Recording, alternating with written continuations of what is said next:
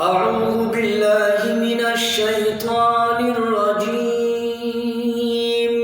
بسم الله الرحمن الرحيم. قل أوحي إلي أنه استمع نفر من الجن فقالوا إنا سمعنا قرآنا عجبا يهدي إلى الرشد فآمنا به ولن نشرك بربنا أحدا وأنه تعالى جد ربنا ما اتخذ صاحبة ولا ولدا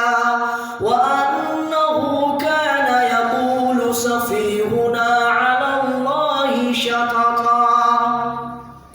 وأنا ظننا أن لن تقول الإنس والجن على الله كذبا وأنه كان رجال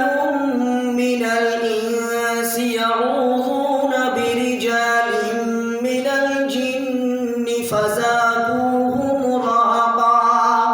وأنهم ظنوا كما ظننتم أن لن يبعث الله أحدا وأنا لمسنا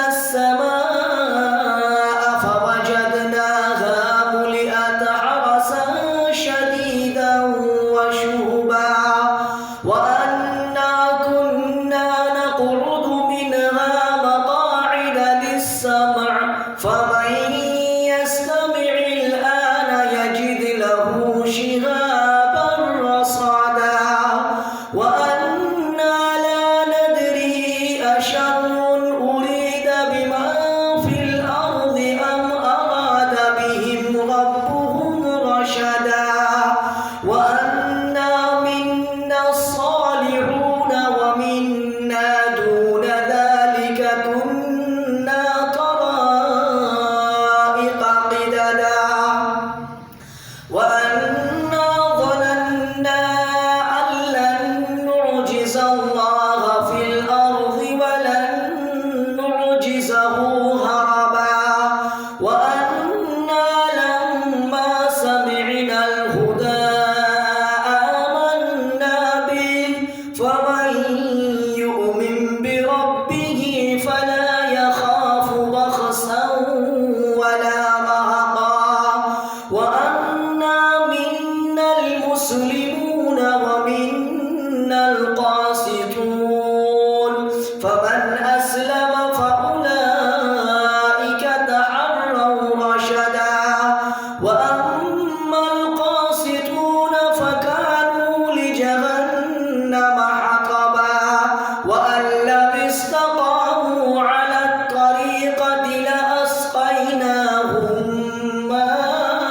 ماء غدقا لنفتنهم فيه ومن يعرض عن ذكر ربه يسلكه عذابا صعدا وأن المساجد لله فلا تدعوا مع الله أحدا